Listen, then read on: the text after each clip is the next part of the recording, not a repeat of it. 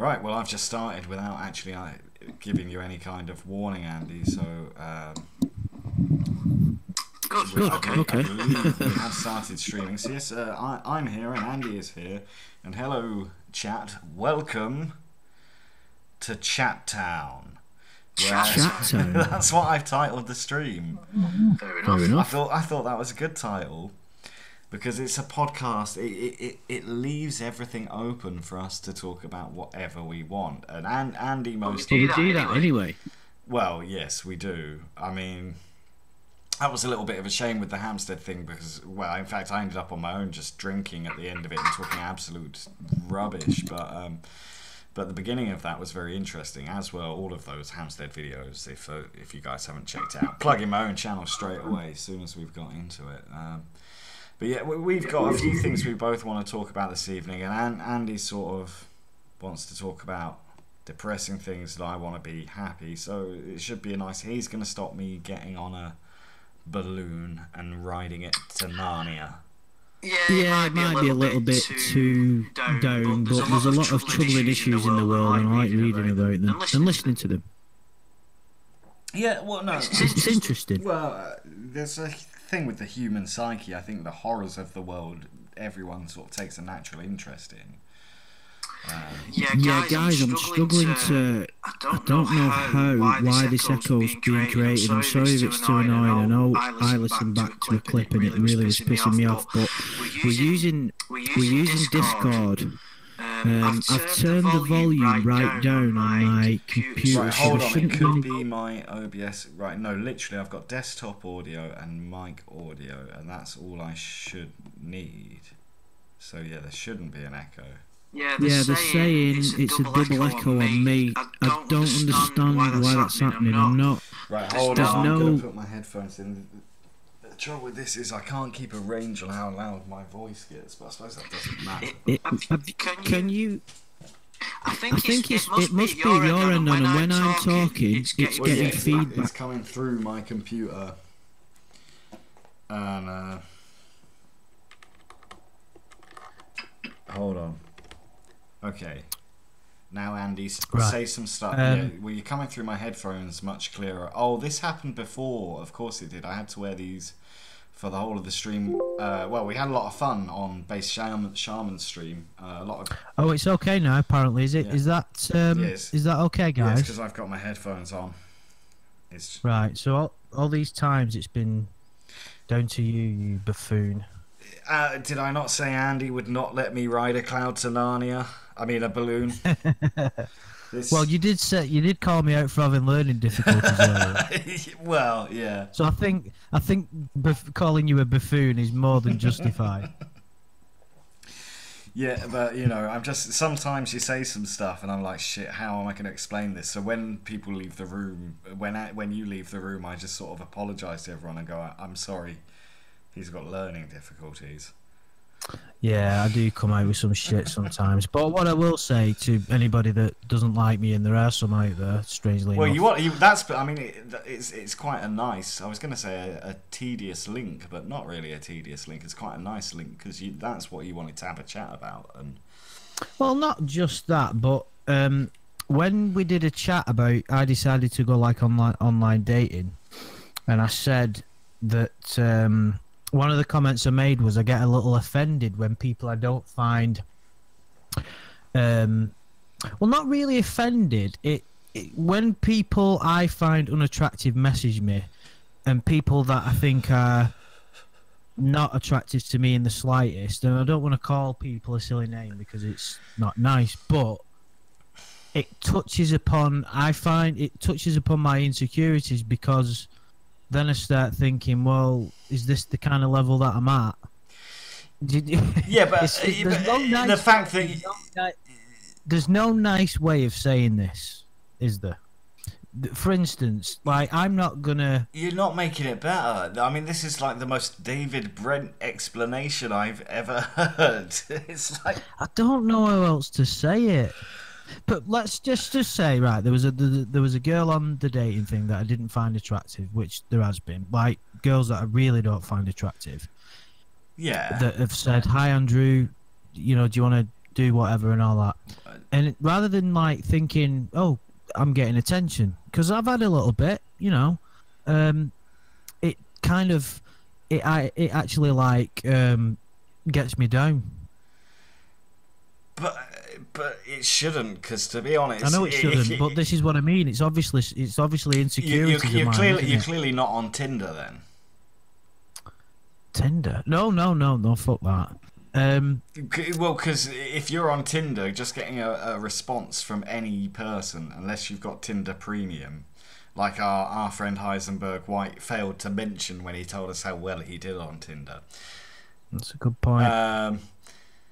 It dents your self-confidence, Andy, but at least people are messaging you. Yeah, no, I mean, really, I'm looking at it the wrong way. I don't know. It is touching upon. I've got insecurities, some insecurities with regard to relationships. All of us have. We've all been scarred. Well, most of us have.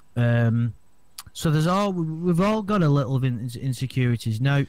Well, I think that only comes of a certain. But I think online dating for me, my experience with it was horrible. In the most part, like just depression. Like honestly, I just thought, am I really? In fact, you know, the thing is, Andy, you're on a high. You've just started it. You get yourself on Tinder, and you'll be. I'm not touching that. But listen, but you'll be thankful for these women that you think shouldn't even think they have a chance with you, because no one. The more time a man spends on that Tinder app, unless he's got like a fucking 12-pack and owns a pet tiger, you're fucked. No, and I should be grateful, because I have spoke to a lot of women, and they say they don't even, you know, attractive women, they don't even message people, they just wait for the messages to come to them. And I've been on one, I've got a date on Sunday, and I went on a date last week, and on both dates, if the one on Sunday comes to fruition, they will have contacted me. And that's, I'm not jumping up and down saying I'm great, but I am obviously a little. On the whole, it's boosted my confidence. But what I mean is, because I have insecurities, those insecurities come to the surface when women I find unattractive. And I'm not just saying women I find a little bit, because everybody has different tastes. I'm talking about women that I believe aren't attractive in the slightest, and I think, shit, am I at that level? But I actually have an issue with that phrase there, because even it all comes from belief. I don't have. No, but even like someone that's ugly, if they don't believe they're ugly, if you can look in the mirror and go, well, I'm a good person, so that on the outside you wouldn't be like that. There's no technical way of grading what is ugly or what is unattractive, because most of it comes down to people's beliefs inside of them. And when you see that seeping out, it has an effect on their physical attractiveness. I sort of contradicted myself with this very statement. I don't really know what you're talking about now. Maybe confidence. I'll tell you a story about something that happened to me, right? And maybe this is the reason that it happened, right? That this was a few years ago. I'd not long split up with a girl I was seeing, and she you know, she had the kid that I got dead close to. So it was horrible. It was a horrible time for me, and I was just starting to get the confidence to go out and started to be myself again.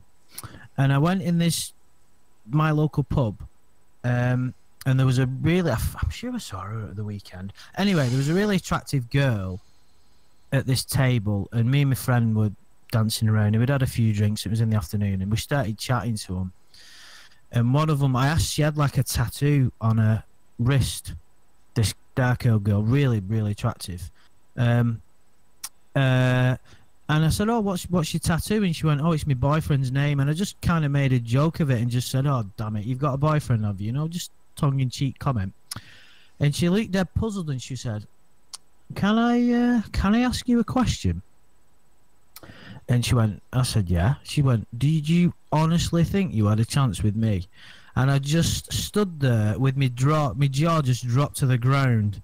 I like didn't know what to fucking say to her. I was like, I just kind of like, okay, and Well, she's a terrible person then. But No, but well- listen. I'm not trying to justify it, but what I'm saying is that dented my confidence to the degree which it took me a few months to get over that. Well, I'm not surprised, man. But then, aren't you saying the exact same thing when you go, "Well, these girls have the confidence to message me, and they shouldn't"? Do you not see the? It's almost a reflection, and you know how much that hurt you when she said that. So why? Oh yeah, and I'm open to the possibilities. I even said that the reason I'm mentioning this is because someone who listens to these videos, I don't know who it is, but I've got an idea, decided to make a video saying how not to be a what's that word? Misogynist. Misogynist. I can't remember. Misogynistic. And it was just, yeah, it was just a 15-minute clip of me talking, mentioning that, and it was uploaded on a channel with a picture of Lily Allen, which obviously Lily Allen is my ideal woman, so it's someone who knows me. Yeah. And they created this YouTube channel and posted this video, and they put a message on Sherman's channel on that video that we did. Oh, was that the same person? Yeah, it was. It said Andrew's a very bad person, or something along them lines. And then I clicked on her name and then found the video. So I sent her a message today. It might not even be a girl, but I assume it is. And just said, you know, what? Well, I was kind of winding her up, really. I was just thought I'd have a joke with it and said, "You're not really ugly, are you? If not, stop messaging me on dating websites." You know, just as a joke. Anyway, they replied. This is the reply that they put, because they kind of bit. If you think this negativity about women, you're either a complete chauvinistic, evil fucking bastard, or you are having a bad time in your life. Maybe you even suffer from depression. I don't think it was negativity towards women. I even touched upon that it's probably an insecurity within myself. Well, you could look at this in a different way and say the fact that you have never heard the words misogynist or chauvinist before either mean that no woman has actually called you one before. So, you know, that's quite... Or you just live in a part of England that's had no education. I know that I'm not sexist, and I know that I'm not. I've got me faults, and you'd be silly as a human being to say you're not. I know. Well, you know that, but you're a friend of mine. But I'm not like, I don't know why I'm having to justify it. Really, maybe. I think you said some things I won't deny that were poorly worded in previous streams, but I think people that know, you know, everybody says. Yeah, I was a bit drunk. Yeah, well, absolutely, and I think can I just touch upon something else that they said as well? Yeah, of course. Andrew, I hope you realise one day that your own inadequacies and feelings are nobody else's responsibility but your own. Well, of course they're not. Never said that they weren't. And then you can't run around judging people, measuring noses to find the perfect specimen. Well, I did say that I have a thing about noses. Now, that's just a personal preference. Like, some women have a thing about men and legs or hair. You know, I've met girls that won't go anywhere near me because I'm bald. But then there are girls that only go for bald men. Exactly. Swings and roundabouts. Exactly. That's what I mean. It's about personal likes and dislikes. There's nothing wrong. Obviously, I'm not going to put on my dating profile, please don't apply if you've got a hook nose, because... If I meet the right girl, it doesn't really. I mean, man, if you're bringing up that, we had this conversation. I've got a vague memory of it, and I think I was very drunk. It was very late into one of our late nights. No, you was completely stoned, and I mean completely. But it was like, hello, Andy. Yeah. Well, at least I can still do two things at one time. Anyway. We had this conversation, and I think, by that point of the night, we put a lot of content online, and things do become poorly worded, or I think people that know us know that there's no malintentions with us. I don't think even when Andy's going on about girls messaging him that shouldn't, he doesn't even realise He didn't know that you can put milk on cereal. He thought it was just water.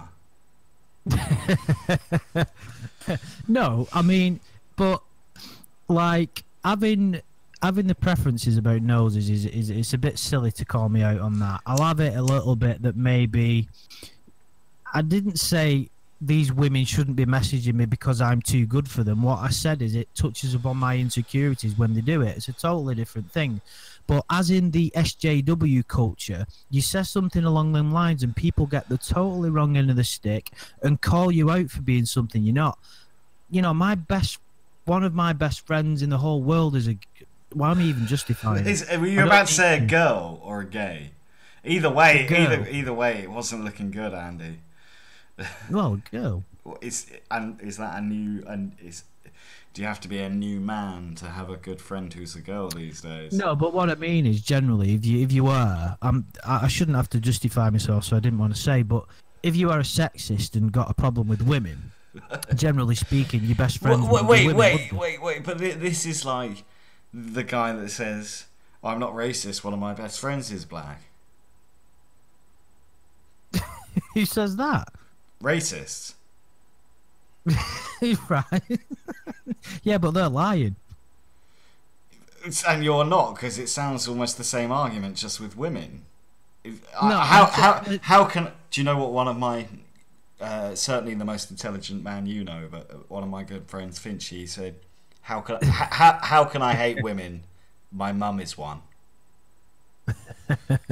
No, I know what you mean, that quote from The Office. No, but the reason there's no point me. I know I'm not, and that's all that matters. And I'm intelligent enough to know and big enough to look upon my own faults, so I don't have to worry about that. Yeah.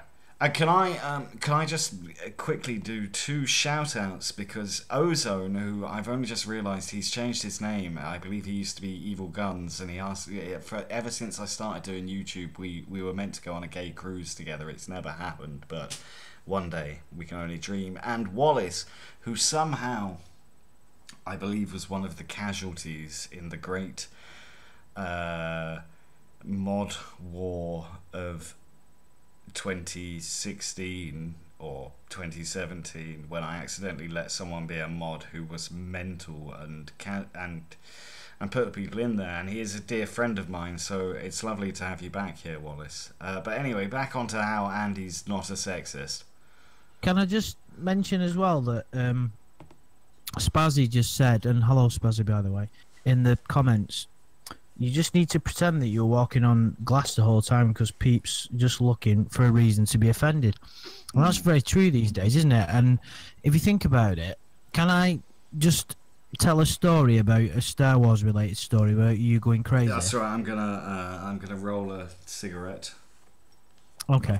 Well, I mentioned this on my other channel before it got deleted, and that's something we need to talk about as well because I think my new one's going to get deleted soon. I was on a Star Wars Facebook page, right, and I've got rid of it because I didn't anyway, it doesn't matter, but I was on there and someone put a post on about the latest film, which I'm not a fan of, and I said in a comment in response to that the character of Rey is a joke and she's really poorly written. Because she's you know, you might not understand this if you're not a Star Wars fan, but she seems to be really powerful without any training, and in my opinion it goes against the actual, it just goes against the whole ethos of the original films. And someone made a comment, this guy, and said, isn't it very interesting how you say that about a girl character but you've not said that about the main male character? Now, the main male character in the film, Kylo Ren, has been trained for about 20 years, for about 15 years by 2 of the most powerful people in the whole galaxy, and this female character hasn't been trained for 1 day. So I got engaged in this debate, which I really didn't want to do, and it ended up I had a look at this guy who was arguing with me, and I looked at his Facebook profile, and his profile picture was a picture of him at Disney World, and then the profile cover was pictures of Porgs from the film, which is all Disney propaganda. So I thought, I know what I'm dealing with there. But it pissed me off that much, and other people started getting involved. I posted a picture of a tattoo I've got. And the tattoo I've got, there's a picture of Rey in the tattoo, the female character. There's a picture of that on the tattoo that I've got. And it was done before the latest film was come out. So I said, here you go, guys. This is my tattoo, and there's a picture of this female character. So how am I some kind of sexist if I'm doing that?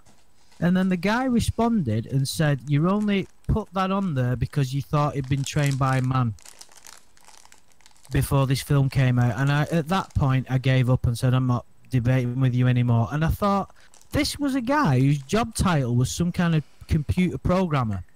So he wasn't a total idiot. And I was thinking, hang on a minute, this is potentially an intelligent guy, and he's convinced himself that just because I've had a go at a female character who's in a Star Wars film that I'm some kind of sexist. It absolutely, that showed to me what we're dealing with in this day and age. We've got all these people running around with no wisdom because of the internet, and this SJW tag has been created. Everybody thinks they're the social justice warrior, and that if anybody says something that potentially may be controversial, they jump on top of it and think that there's some kind of do-gooder, and it fucking sickens me. Oh, this SJW, the difficulty is you've got people who push this SJW mentality to the furthest of its boundaries, like people like Logan Paul and that sort of thing. And then you've got people who are on the complete sort of snowflake side, like anything that could be, why can't we all just find a decent middle ground? But people love, Spazzy mentioned it, people love something to get offended about and something to complain about, because what it does is it boosts your sense of self. So if you think that you've got something just to camp to be a warrior for, it makes you, in your mind, a bigger person. And that's what these idiots do. Rather than be grounded and rest in their own being, if you will, they run around and think that they can solve problems. There's this thing in England called change.org, right? And it goes around on Facebook, and it's like where you can get signatures for various causes, and people fucking love it because they'll say, I think bins should be a different colour, help me to change the world, and everybody jumps on board. And then you see the comments on Facebook and they go, nice one, Candice, I've been hating these bin colours for a while, let's go. I'm like, oh, get a grip, you losers. You know, it's just, when will people learn? And by the way, I don't hate the new Star Wars film, just for the people, because there's a few Star Wars fans. Well, it's a decent film, but it's not a good Star Wars film. That's my opinion, by the way. A bit relatable to that. I don't know, obviously, those guys who follow my scam baiting channel will know I'm a big Peaky Blinders fan, but the first series of the Peaky Blinders, one of the things I loved about that show was it had two very strong female characters in it. But the strongest of the two, I was a bit disappointed because as the seasons went on, she seemed to get a bit more weaker and woman-like through. Oh, no, sorry, now that's sexist. Jesus, that was that was Freudian almost. That just not. Oh my. Woman-like they are written in the movies is what I hope someone records that and makes a video about it like they did with me. No, but she does become less of a, like, she's a really imposing figure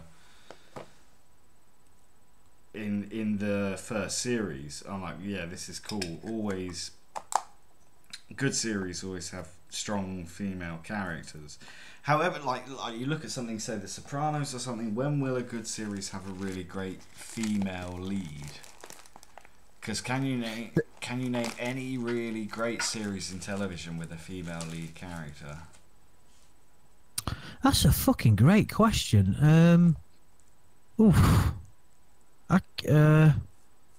trying to think of my favourite shows.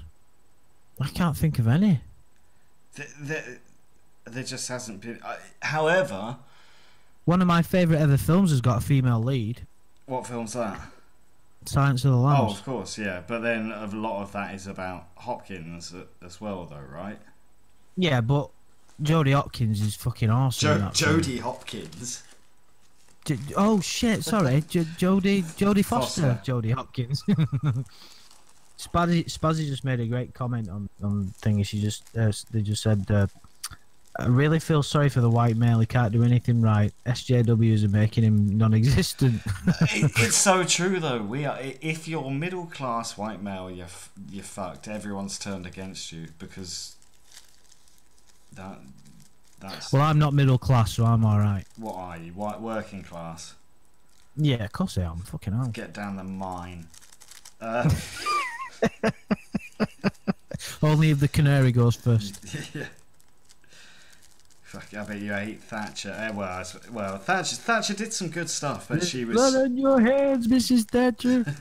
I'm just going getting another drink of wine. All right. We're both. La dee da. We're both on the wine this evening. It's a refined evening. It's an evening in Chat Town. Welcome to Chat Town, where you can just talk about anything you want. We can just lay back with me, your friendly neighborhood gynecologist, Dr. Edward Scissorhands.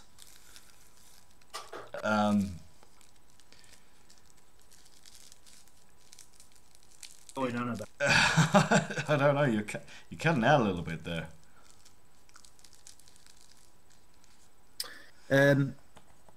Yeah, I think. But why do we think this SJW thing has seemed to have sprung up overnight? Or is it just the phrase that's been thrown around that we're not usually, used to? Yeah, but it's all sorts of phrases like that. Microaggressions. Apparently, using the word "guys" is a microaggression. I don't even know what that means. No, of course you don't, because it's a term that's been made up for snowflakes because people saying what. And where snowflakes come from? I've only noticed that in the last 4 weeks. I don't even know what that means. Well, you need to get with the times, Andy. The snowflakes are the people that take offence to everything. Well, isn't that SJWs? Yeah. But if you call an SJW a snow... Oh, is it like people who get snowflake as in they disintegrate very easily? But if you call an SJW a snowflake, then they will file a class action lawsuit. Right. Okay. Yeah, it's all very odd. I mean, it kind of maybe goes in hand with... In fact, I'll just tell you well, we know what that. But that person who I offended about my bizarre dating rants went to all the trouble of creating a YouTube channel, ripping one of your videos from this channel, basically went to quite a lot of trouble. It's quite a lot of pissing around to set up a YouTube channel and upload a video just to make fun of me. Or what? Is that not a bit odd? Well, look, I would take that as a compliment. I'm actually a little bit jealous, to be honest, because no one's ever... No, but the only reason people have got it in for me is because I talk about a topic that's very, very controversial. Yeah, but I mean, a lot of that seeps over here. I don't... Well, not really. Yours is yours is more clear cut because nobody's on the side of the scammers, are they? Well, yeah, but if we're talking about my main channel, but people know that I have both of these channels and they both mean something to me. Yeah, you're a lot. I think you are more liberal than I am. Well, probably. You're probably a bit nicer as well, I think. Yeah, true. But I'm just fucking... That's because I'm, I hate to say it, but... I'm a 4:20 man. 4:20 in the afternoon, the rest of the day is fine. I don't even know what you're on about. No, you wouldn't.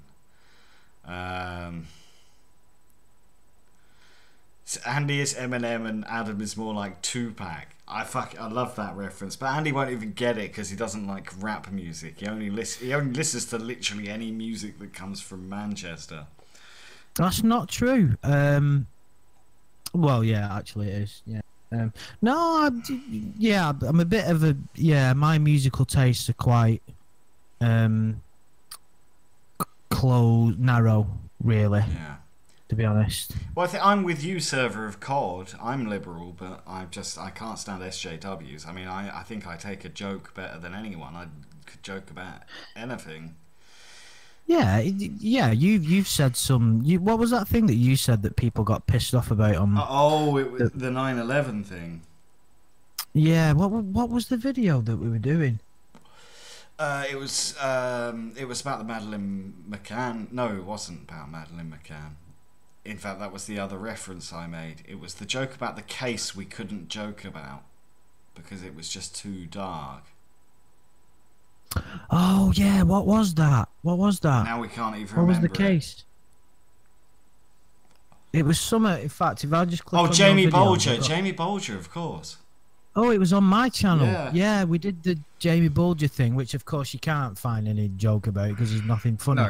There's nothing funny about 9/11, is there? But for whatever reason, there were jokes. But you made you didn't even make a 9/11 joke. You said you will joke about anything, terrorism, 9/11, and then a couple of other things. And then someone said in the comments, I find what Adam said really distasteful or whatever it was. I can't remember how they worded it. But I think what people missed there was I was making more of an astute observation. If I was in the house of a 9/11 victim, of course I wouldn't make that joke. But, you know, my heroes have made 9/11 jokes. My favourite comedians made 9/11 jokes. So why wouldn't I find it funny?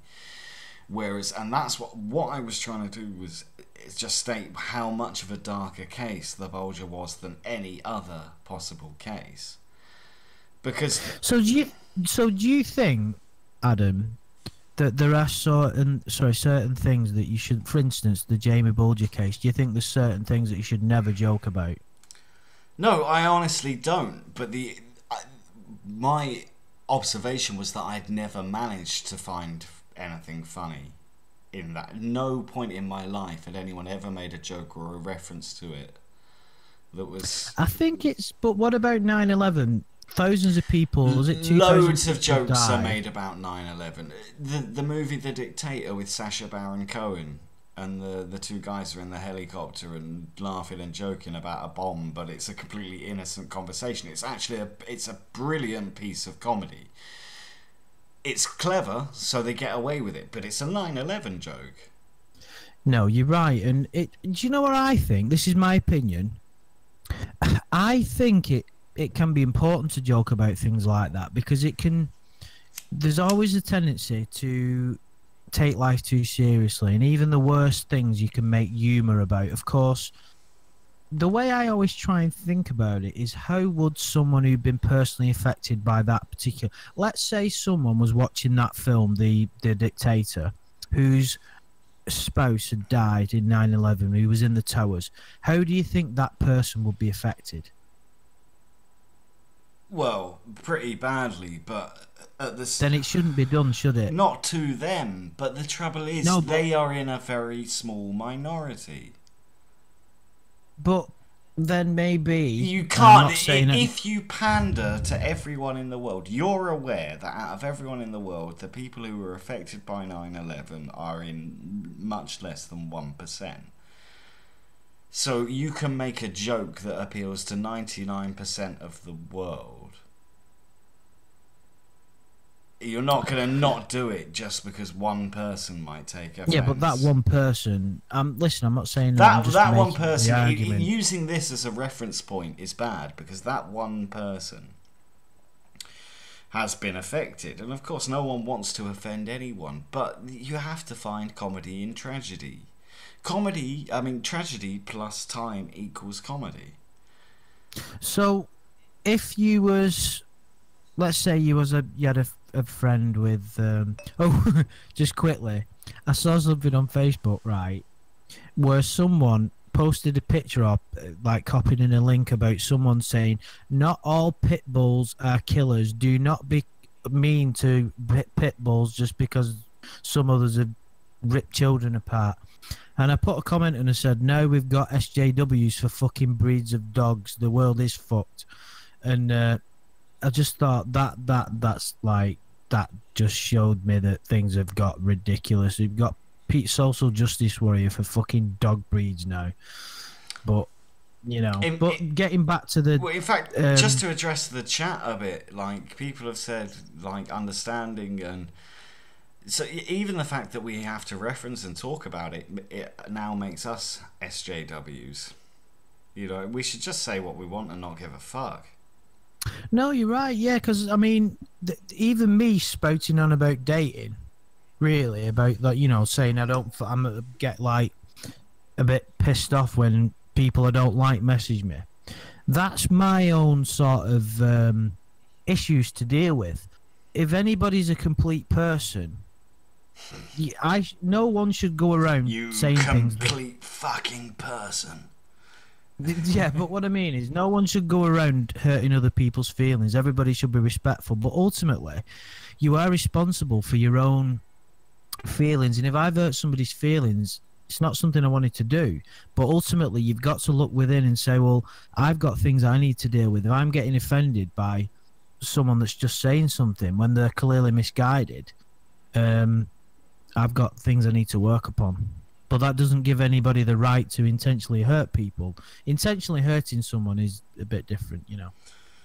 Yeah, I know. Going out of your way to hurt someone is very different. But offensive humour is something people... Well, I enjoy, and I don't see why I shouldn't create it myself. Daniel's just said your Ashram channel helped me a lot. Thanks for the insights. Well, cheers, Daniel. Unfortunately, I can't access that channel at the minute because my other one got deleted, so I just can't. But I'm going to make a new one in the next few days. So anybody that was interested in that, in my meditative talk, I'm going to start a new channel. Is it before my? Are you going to do some? Sorry? Are you going to do some ASMR? I certainly fucking am. Yeah, but cheers for that. Yeah, so yeah,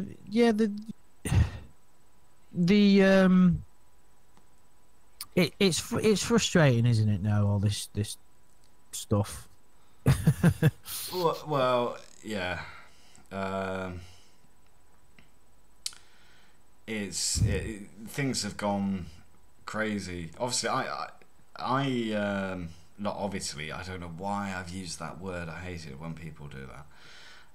But I said I gave some updates of the shooting and the YouTube thing, and then I had a kind of joke in my mind, but I was like, well, it's happening right now. I can't do that on the street, or not a joke, but just to sort of say, like, you know, maybe it was someone who was really upset about the adpocalypse. But you can't say that while the shooting's happening live, can you? Fucking hell. Well, there's someone just asked if me and you are doing the Predator Planet again tomorrow, Adam. It's a little bit too late, isn't it? I don't know. Because a lot of people seem to enjoy us on that. It is late though, isn't it? What do you think? If I get a good nap in the afternoon, I can go on there. But I don't know. Yeah, it was like 4 a.m. last time. Yeah, well, no, I think it was 2. I think it was 2. I'll double check with Mr. Shaman, but I'd be up for it if I get a good sleep as well. But we'll chat about it tomorrow. But anybody that listens to that, I had a really good time, and we had a good laugh, didn't we, Adam? Yeah, I enjoyed it. You were fucking pissed as fuck, though. What was you ranting on about, saying that let's see if someone thinks Lorne should get bummed in prison? No, or you missed the point of that question. It was a very philosophical question. Hang on a minute. Did you just say philosophical question in relation to should Lorne get bummed in prison? Yeah, no, I was asking you and Shaman and Nana. He has that other guy. I'm sorry, I forgot his name. I feel bad. He has a strange name that sounds like someone's grandma if it was a man.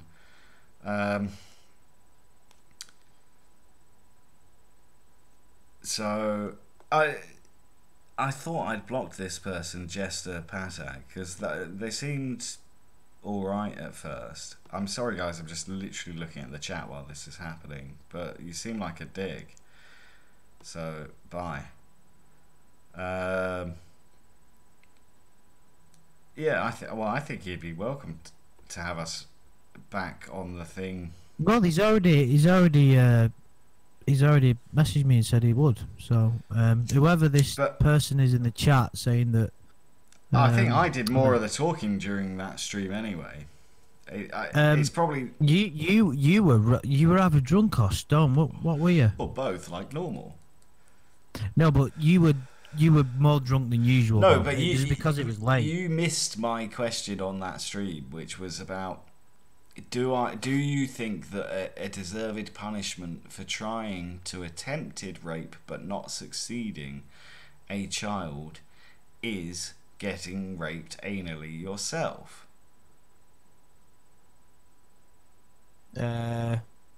Okay. So that was my question, and I was very curious to hear everyone's answers, although I maybe didn't put it quite as eloquently as that. You didn't answer that question yourself. No, because I asked it. That's how you get around those questions. Thank you, server of COD, by the way. Appreciate that. I must agree. Apart from the odd person here and there, I think I mean, you know, at the end of the day, I think most people. I had nearly 3,000 subs on my old channel. I think I did a good job of analysing the predators. I'm not being big-headed, but I think I've got a bit of a knack for communication and trying to look at chat logs and things. So I think I do all right in those cases. Hey, you make interesting videos.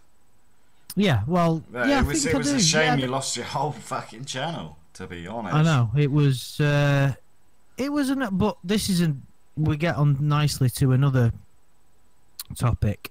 I've already had several strikes on my new channel that are not related to lawn. Some of them they've tried to, and they've not. But I've noticed that these same people that got my channel taken down, they're at it again. I don't know who it is, but it consistently saying my videos are getting flagged for review.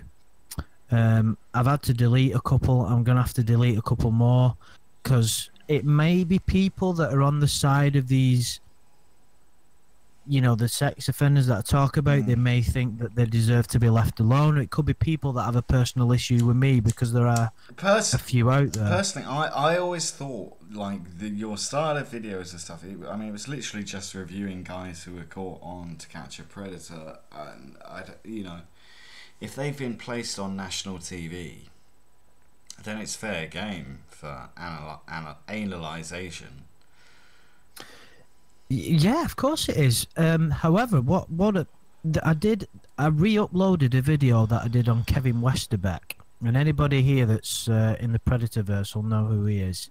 He's one of the worst ones that was found, and I said some pretty horrible things about him in that video because I find him really one of the worst people. That's probably the worst, I'd say. He had that's been caught. Priors, didn't he? He had prior convictions, or he was about to get sentenced. He didn't have any, like, with some of them you can kind of not like justify it, but what I mean is you can understand how life has led them to that path and that they've struggled. But with him, he consistently made the right decisions, and he called him the wrong decisions, and he called himself religious. And he called himself changed for the better, and he was trying to perv on these young girls, and I'm like, I'm getting frustrated now thinking about him. I'm gonna have to calm down a bit. But anyway, in the video I did on him, I called him like a motherfucker, you horrible bastard, and I kept saying that kind of thing. I couldn't help myself. But these are the kind of videos that are getting taken down by YouTube. Well, it's like, you know, I think the Lily Allen thing, Amelia. Someone posted a picture of Lily Allen on that video they had a go at me about. I might have even mentioned. I think that's what Amelia was referencing. Yeah. It's just crazy that the videos are monitored so highly like they are now.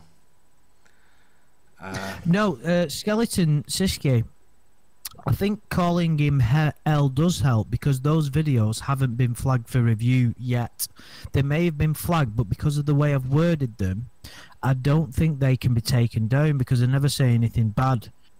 It's the I think it's the language that's used because that video we did though, that was stomach turning. I can like trying to. It was funny. It was fun, like being so ironic and sarcastic, but it was also hard work. Actually, like because you're reading the things in that chat, you're like, this guy is. I mean, I can understand the people that say, well, anytime you ever feel sympathy for Lorne, remember to go back and read his chat log because it's hard reading. It's honestly very hard going. No, I agree. I mean, I can get through it. I didn't have quite as hard a time as you because I know that I'm taking the piss and I know that nobody's buying it. And it's an interesting way of doing it because it's... Someone said Britons are the best at sarcasm, and of course, you know, we are. It's the easiest form of wit. The lowest form of wit, but it's also the funniest. But to do it in that way, it kind of highlights it in a different way, really. It's kind of funny. But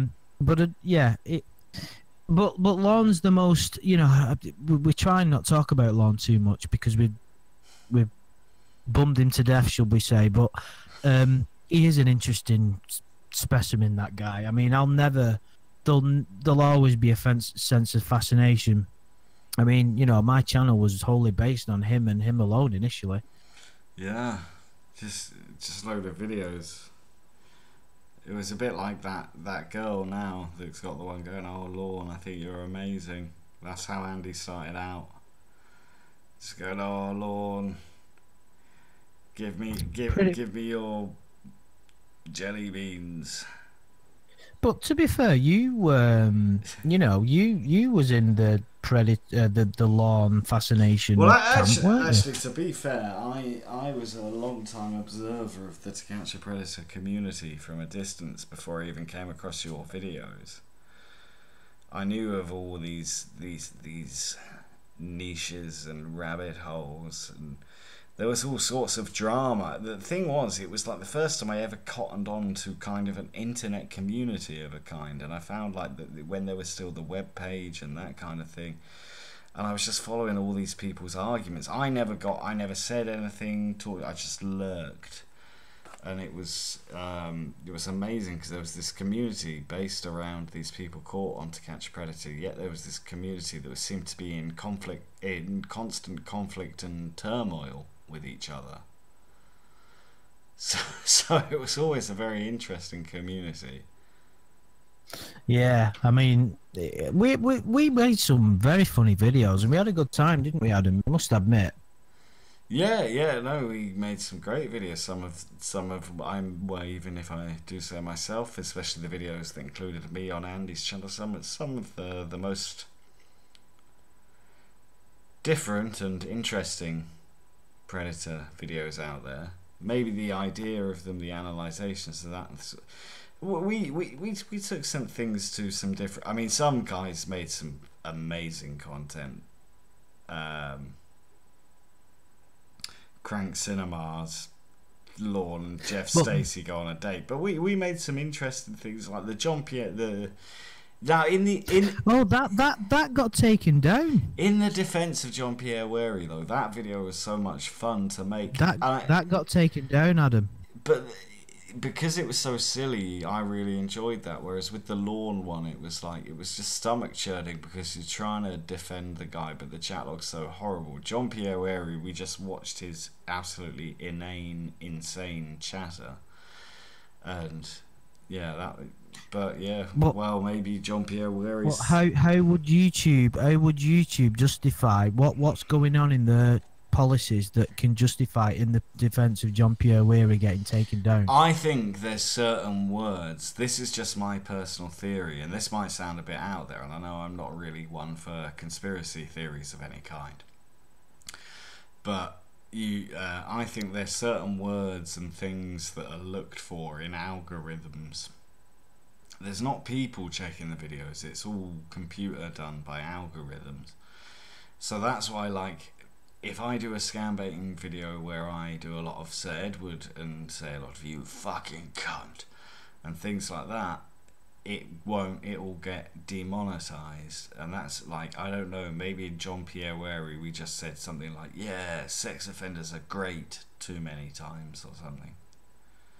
Obviously we said that sarcastically and ironically, but yeah, that's my personal theory on YouTube. It has algorithms that pick up on certain words. Yeah, I think I agree with you there. What it did say on the videos is that they've been flagged for review. Does that mean that somebody has flagged them? Maybe, yeah, because it's not happened on my channel. Even on this channel, when I played loads of song recordings, did the rec radio thing, which I really enjoyed, actually. Love to be a radio DJ, but it got like copyrighted for loads of things, but copyright is fine. You don't get a strike or anything for that. Both of my YouTube channels are in perfect standing. What do you mean, skeleton? Flags are sometimes done by do you mean done by bots? Is that what you mean?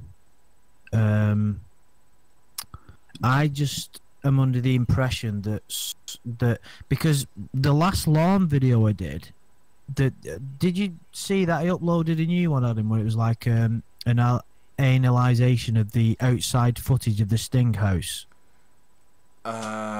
No, I hadn't seen that. Why didn't I get a notification? I don't know, but that's had 6 down thumbs down, 6 thumb downs on it, and which I've never had a video that's got that many on my new channel, and I thought, fucking hell, that's a bit odd. And yeah, if you got someone actually making videos about you, they're gonna rouse a small following. So, but I would take that as a compliment. I'd love it if fucking someone made a video saying, I think Adam's the biggest cunt in the world. But well, then that's an ego you need to work on, because it shouldn't. I'd love it if anyone just made any kind of video taking the piss. Just if anyone used some, if like Butler 195, like he made that video using audio from one of my scam baiting calls. I fucking loved that. But yeah, I suppose it's stroking my ego a bit. Yeah, but I must admit, when Isaiah made that video about me when my channel was deleted, I liked that. And you know what? It made me smile, because at the time I was pretty pissed off about my channel. I thought, oh, that's nice. It kind of, all that work that I did, it's not really work, but all of them videos I made, it kind of made me realise there was a lot of people really enjoyed them, and it meant something to them. It's something I'll never be able to fully grasp that. I don't mean it's changed people's lives, of course, but what I mean is there's a lot of people that really got something out of them videos, that they used to listen to them at the gym, and like there's MP3s going around the community in my old videos that people recorded, and it's something I was never fully able to grasp, but people really, really enjoyed them. In it, like whenever I used to post a video, the amount of messages I got from people saying, "Oh, you've just made my day. There's a new video," and it was like I just found it's quite, to think that you can do something that can like bring a bit of like entertainment for someone, a bit of happiness in the short term. It's amazing, you know what I mean? Yeah. It's the same with your scam baiting things, because people really enjoy it, and you know, it's really good fun, and everybody has a laugh and gets involved. And if you can do something like that, it's always worthwhile. It's like why I did that Andrews Ashram thing, which if one person can get something out of it, it makes it worthwhile. Do you know what I mean? Just one person has a spark, makes something that makes a difference. You know, it's fantastic to do things like that. You know.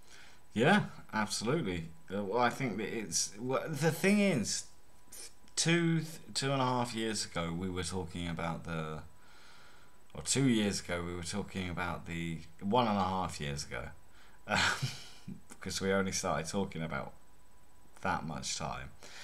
Yeah. But how YouTube was the future of entertainment, and basically, you know, the whole world this is a bit Black Mirror, all right, but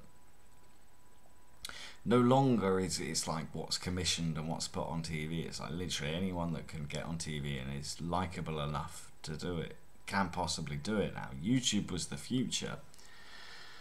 And then anything that became slightly controversial due to things that were hugely controversial, it became difficult, and the whole landscape of YouTube changed during that time. And a lot of people had put stock into like yeah, this could be brilliant, I could make videos, I could like this. And then it's like, well, if my video is slightly off what people want, no longer can I make this viable for the amount of time it takes.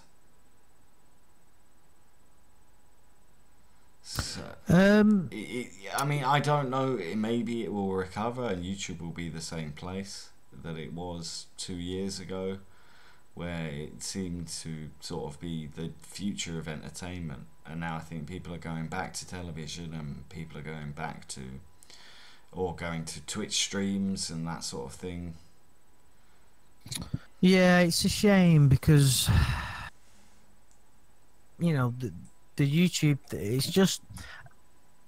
unfortunately YouTube's been taken over by what everything else does when money's involved in success. It's been taken over by greed and corporations and people reeling the roost to get the most money, and it's just do you think that's the point? Like, it used to be a more socialist platform, like it was more like, okay, if you get X amount of views, we give you this money. And now we're like, well, no, we've made a big company now, so you don't get any. Fuck you. Yeah, fuck you.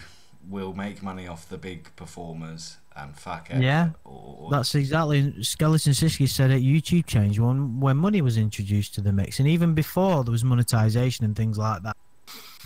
It was a freedom of expression, and now it isn't. I would suggest that, sorry, I don't mean to be egotistical and bring it back to me, but my example, I think, is apt in what we're talking about.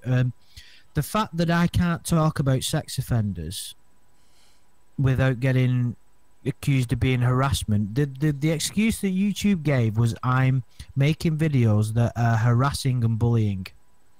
Now, there are numerous people within the TCAP community that have called me out for sticking up for Lorne far too much and said that I'm a Lorne and paedophile sympathiser.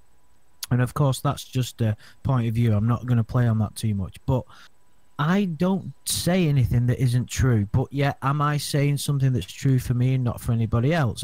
For instance, I call Kevin Westerbeck a monster and I call him a bastard. Calling someone a bastard is actually a point of view, even if someone's the biggest monster that the world's ever seen. Hell, I do more than that. I say harsher words than that to scammers on my scam baiting calls. So how the fuck has your channel been deleted? Like, why would sex offenders of all people be the most protected? That's a good point. I've never thought of it like that. Why then? And I always try my best in the videos, and I think one of the reasons why they were successful within the community is because I tried to give a balanced view. And I never condoned bullying. I never said let's judge these people immediately. I always tried to look at it analytically and say, right, did that person have such an upbringing, etc., etc.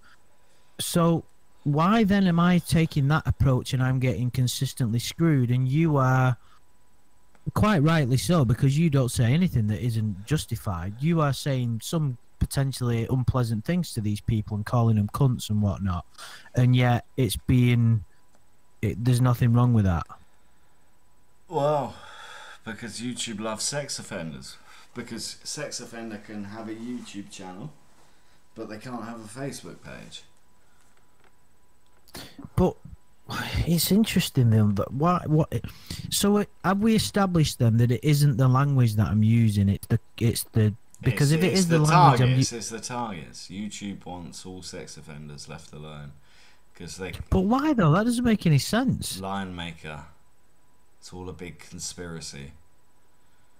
You don't really believe that, do you? YouTube is the Pied Piper of the world, and they're gonna get every kid that's ever logged into Minecraft.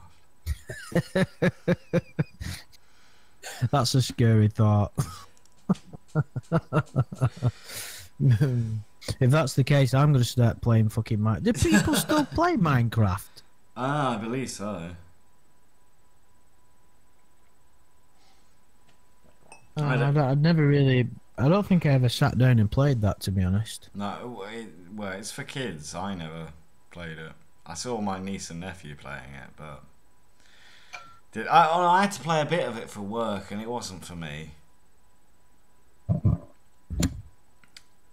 It's a bit like Lego. That's why kids love it. And if they had real Legos, they would have been able to go, yeah, all right, fucking hell, Lego, real Lego. That's the bomb. For Lego game, Lego, that's bollocks. But that's what. No, I've seen it. But I know it's computerized Lego. I've seen people play it, but I never got it. Yeah. Yeah. So big boys play Grand Theft Auto and FIFA. Cool people play Grand Theft Auto. Isn't that right, Skeleton? Yeah. Well, we need to have some more races soon because Skeleton was doing very well in those recent ones, and yeah, I was doing even worse than Chris, which is alarming to say the least. Yeah, it is. Jesus. Right, is there any more topics that you particularly would like to cover? I did want to touch upon something, but I don't know whether it's something we should leave for another night because it's quite deep and controversial and in depth. So is it something I know about? I mentioned it earlier. It's about medication with regard to mental illness because I was listening to one of Joe Rogan's podcasts today. Oh no, we can talk about that for sure. Really? Because it's the thing is, I might upset a few people with my views here, you know. Well, I think people rely on. Well, this is my views, just going into the brief bit of knowledge I've picked up around town. But yeah, people do rely on pharmaceutical drugs too much. Did you know that the only two countries in the world that are allowed to advertise drugs on, you know, as like on TV are the US and New Zealand?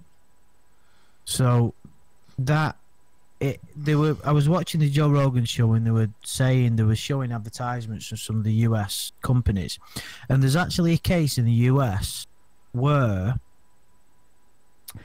a pharmaceutical company named an illness. Do you know, this is going to be quite amusing. So, erectile dysfunction, right? Personally, I've never suffered from it. But apparently that name was given by a pharmaceutical company who invented Viagra. This is what I can't personally say that this is true, but it seemed to be because Joe Rogan was, you know, apparently Viagra was created by accidentally, right? And the company that created it, this fucking pharmaceutical company, they created erectile dysfunction as a condition, and that's how Viagra was born. I mean, what on earth is that all about? Well, yeah, I guess that's difficult for you to understand, Andy. If you prematurely ejaculate when a woman touches your... Yeah, Carol said too much information. I wasn't talking about from personal This isn't a personal story, Carol. Andy doesn't need Viagra because he jizzes when he sees a photo of a woman. I've just said I've never, you know, I don't think I'm telling too much information by saying I've never used it or anything. You don't need to. Well, yeah, I don't want to give too much information out, but he does suffer from premature ejaculation. But it's what seemed alarming to me, and there's not really too much you can get out of this, is there seems to be too much medication. They did a study apparently, and out of everybody that they monitored who had taken drugs for some form of mental illness, whether it be some kind of depression or schizophrenia or whatever it may be, not just depression, any kind of mental illness. On the whole, people who had not taken any medication whatsoever were better off. So percentage-wise, medication for mental illnesses is totally insufficient. Well, there's Alzheimer's medicine which has done quite well, but Alzheimer's is a mental illness, but it comes with normally old age. And also Alzheimer's doesn't exist in some of there's a few tribes in the world that live as hunter-gatherers and things like that. People that they just go out, they hunt for the food, they have communion, they sing by campfire, that kind of thing. So they live how we were meant to as humans. Alzheimer's doesn't exist. They don't even have a word for it in their language. And even depression doesn't exist. These are all things that are created by unhealthy living, bad diet, no purpose, no physical exercise, polluting your body with shite. You watch crap on TV. There's so much shit out there. You're filling your mind with shit and you're filling your body with shit. But if you go to a doctor and say I'm depressed, they give you a fucking pill. Well, what's all that about? It's fucking no wonder the world's fucked.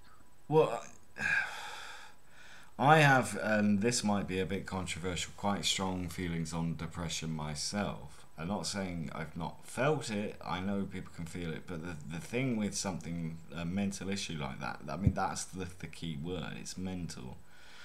The only person that's going to be able to work you out of that hole is you. Like, taking pills and things, they're all, I love to drink alcohol and smoke Mary Jane, but... Do you? Yeah. Fucking hell, I've never a fucking guessed. Yeah, but I could stop tomorrow and not do it. Yeah, that's what fucking everybody says, you twat. No, I don't think well, tobacco, the one thing I'll admit I'm dependent on is tobacco, yes. You just said you could quit both tomorrow, and now you're going back on I could that. quit weed and alcohol tomorrow. Right, do you really think you could do that? Yeah. But you don't think you could quit smoking? No. Really? Yeah, I love smoking too. I quit. I went cold turkey about 2.5 years ago. I think if I can do it, you can do it. Maybe I can, because every time I do have a cigarette or something and I'm like, oh, well, I'll have a nice drink with them, like, I have a coffee and a cigarette, that's the nicest thing ever. Maybe I could just go, oh, I'll have a coffee, that's the nicest thing ever.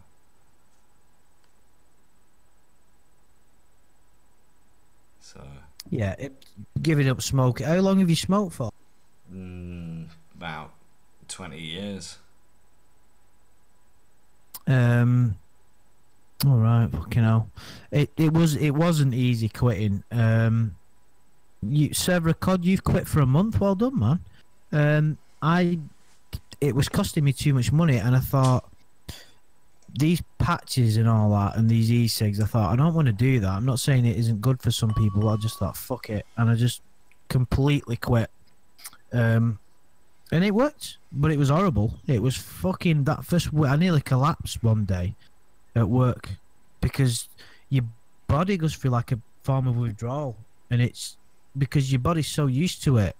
But if you knew the damage it did to your body, if you knew 100% the damage it did to your body, you'd quit now. You'd never smoke another cigarette if you knew. Well, people say that, don't they? But like my parents smoked till they're 50, and now they both seem healthy. Sorry, you quit them. I quit. No, my parents both smoked until they were pretty old, and now they've stopped, and they both seem healthy. But I will. I will try to cut back on smoking. Well, you don't have to. It's your personal choice. You know, at the end of the day, you could smoke and live till you're 100. It's just, you know, nobody. It wasn't. I think it was a while ago. The oldest woman in the world was a smoker. Yeah. Can I just address something, because it's quite important, and this is the kind of thing I didn't want to upset anybody or say that I knew all the answers. Wallace has just said, gentlemen, personal thoughts on depression have no bearing on those that suffer from it. For whatever reason, there are people that have it, and it sucks, yeah, and I've had it, and still do to a degree. I'm just saying, in my view, it isn't something that can be medicated. I truly believe that depression is a symptom of the species. In other words, it's the way that we are living at the moment. Animals don't suffer from it, and the only ones that have been that may be from studies is the ones that are closely associated with humans. Animals do suffer from it. Some animals do, like the pandas and that. They were all well depressed because they couldn't get bone-ons. Yeah, but they're all, that's what I mean, all ones that have either had problems in relation to some kind of human intervention. But in my opinion, it isn't something, and of course you could say, I've not got a PhD, so I'm not qualified, but number one, I've suffered from it. Number two, I've got over it. And number three, I work in that field. So I think I'm, you know, and I read book after book about it. So I think I can, my opinion is at least listenable. If not agreeable. Well, to some people, but it's something, you've got to have a lot of, as a human being, you've got to have a lot of things to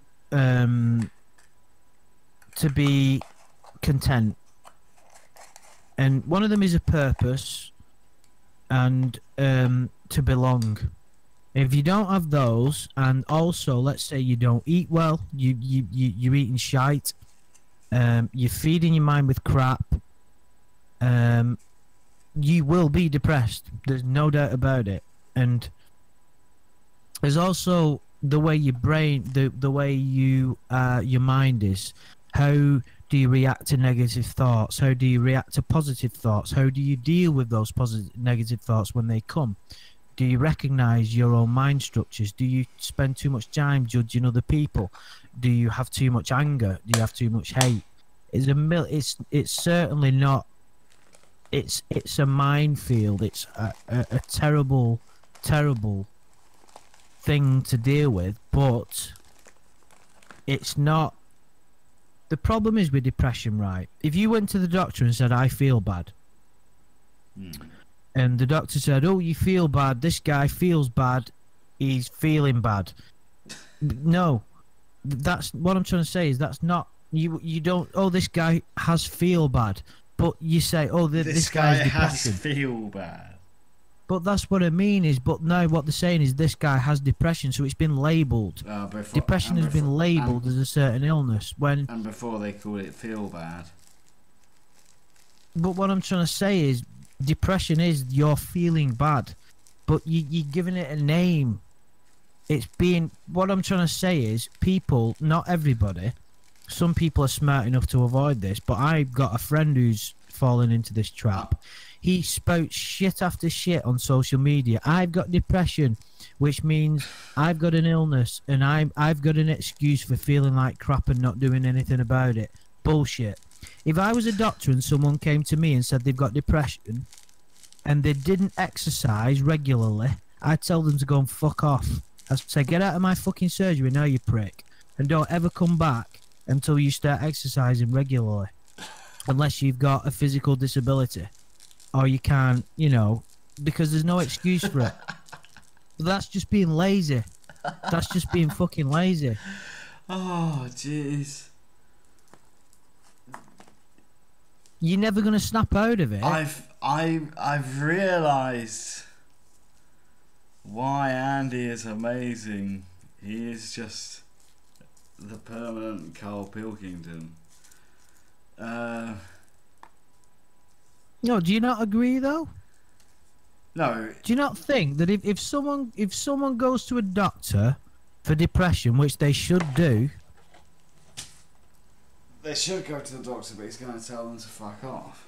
But well, not necessarily that they should do, but because the doctor will just give them a pill, which isn't going to help. But if someone doesn't exercise and you say, please can you spend a lot of time exercising, and they won't do it, and there is a lot of people like that, then you should go and tell them to fuck themselves and say, you sit there and be depressed. If you're not going to do something about it, then don't waste my time. But there's too many people doing that use depression as an excuse for being fucking lazy. Oh yeah. All the housing benefits people, but basically,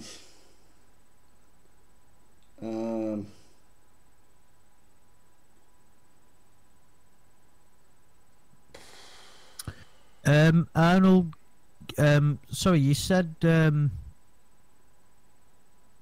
brain is a lot more complicated. Could you sort of expand on that? What? Not true, mate. Could you just say what you mean? I'd be quite. I had Daft Cans in the house, hey, mate. Would you just like to say what you mean? I don't really. It'd be nice to have a bit of a discussion about it, because it is. I knew, but by talking about this, it was going to potentially stir up a little bit of, you know, disagreements and stuff, because it's a horrible thing to have, and you know, because I've been through it and I'd like to think I've overcome it. I think it gives me a little bit of credence. Of course, anybody that says they know the answer 100% is a fucking moron, and I don't. But I think I've got a decent take on it, you know. Yeah, so I don't really. But anyway, anything else you want to say, Adam? Why go and get another drink? Well, no, I'm nearly done with my drink. I'm starting to flag a little, if I'm honest, guys. So I don't know how much longer I can keep the stream going for. Yeah, it is getting late, isn't it? Yeah, I'm quite tired, to be honest. I think I'm about to collapse into my bed. Yeah, let's should we call it a day? We've had a good chat. I've suffered depression for many years. No, it is complicated. I'm fully aware how complicated it is. Maybe it's something we could discuss another time, but I'm not demeaning anybody else's situation. I don't think I've ever said it isn't a complicated I think everyone has suffered from some form of depression, but some people take it worse than others. So it's you can't sympathise if someone has been in a worse place mentally than you have. This is why I always go on about my bubble world. You guys should get one of these. It's fucking awesome. Just live in a bubble world. Only let things bother you when you want them to. So watch like old police videos of weird shit like 4 years after things have happened, and then it doesn't upset you too much. And yeah, don't ever let other people fucking dictate how you feel. That's a ridiculous thought, that what other people think about you could influence how you feel. It sounds like bad advice, but it does kind of work in the end. Just pretend that you're happy until it becomes real. Unless that's, you know what, Adam, that's fantastic advice. Well, I wasn't being sarcastic, by the way. I mean that. Yeah, I mean the thing. I mean, obviously there's situations and things that you can't avoid sometimes that are worse. But if everything's just, you know, more or less mediocre, I think it's great, and it will be. No, but you've got, without kissing your ass too much, you've got like a zen-like state, which is kind of admirable, really. Because you do what you do. I couldn't. You spend we've talked about this before. You spend a lot more time playing video games than I would suggest is healthy, but yet you love it and you're quite happy to do that, and you're content. You've got a good life. You've got a nice place to live and all that, and it's great. I wish I was a bit more relaxed, but I'm not. For whatever reason, I'm not as zen-like as what you are, even though I did say you have a fucking spiritual channel. So you do have qualities that I aspire to in a way. Yeah, but then you feel guilty over playing video games, whereas I don't. Like, when I get time to chill out and play video games, I'm like, I fucking love this. I want to do more of it.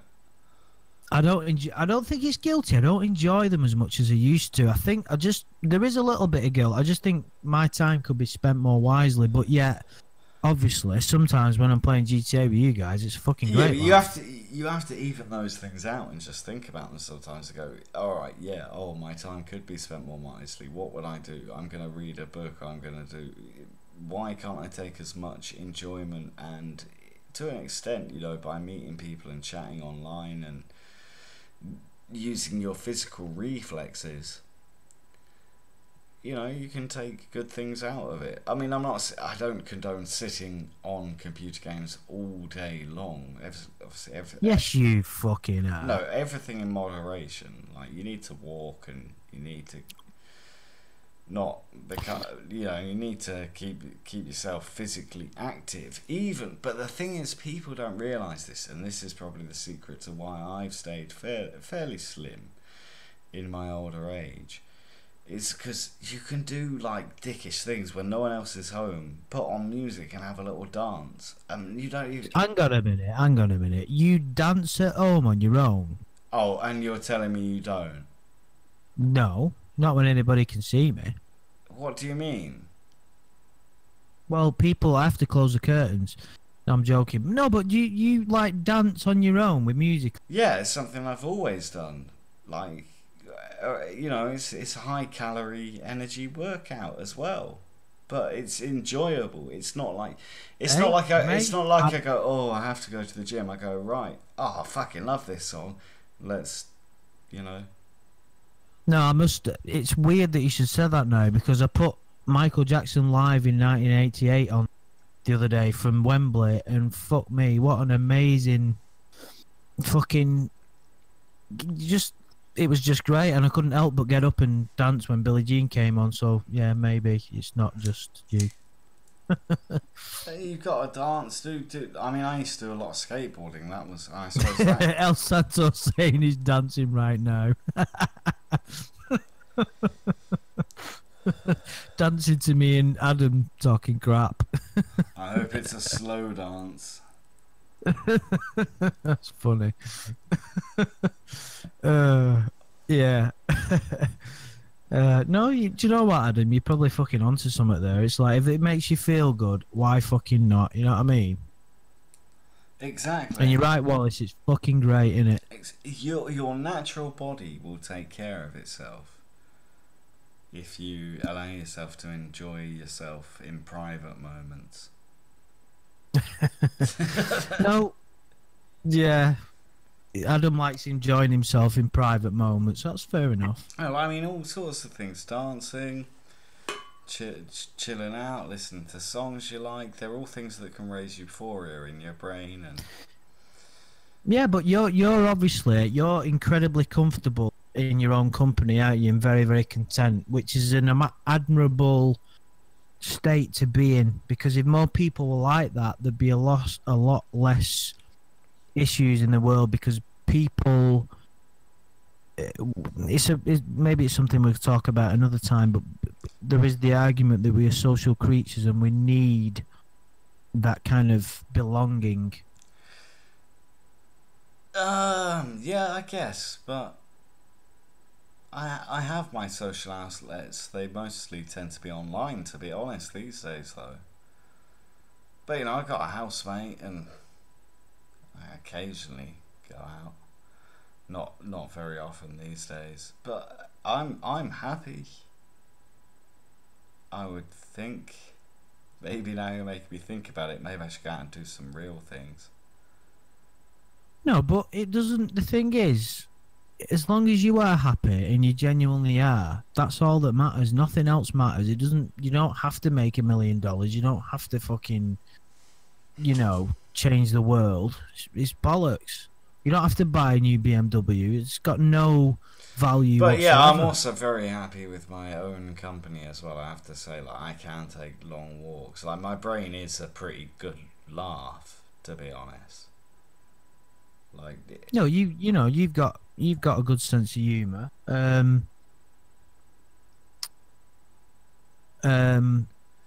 Which is important. You can't take life too seriously. It's got a serious element, and I love talking about serious stuff like we do sometimes. And thank you, El Santo. I appreciate that. But you just have a. It's like what we were saying earlier about making jokes about things maybe you shouldn't. You gotta have a laugh, haven't you? Otherwise, what's the fucking point? Yeah, and I think that's a very good phrase to end the night with. You've got. I agree. You've got to have a laugh, or what's the fucking point? So thanks for joining us, guys, and of course, Andrew, thank you for joining me. Yeah. Cheers, everybody in the chat. And thanks, Helen. It's been a good laugh. Yeah, no, I've had a great time. I feel like if I don't lie down, I'm going to throw up. So I'm gonna have to stop the stream. Thanks, everyone. Take care. I will speak to you soon. Bye.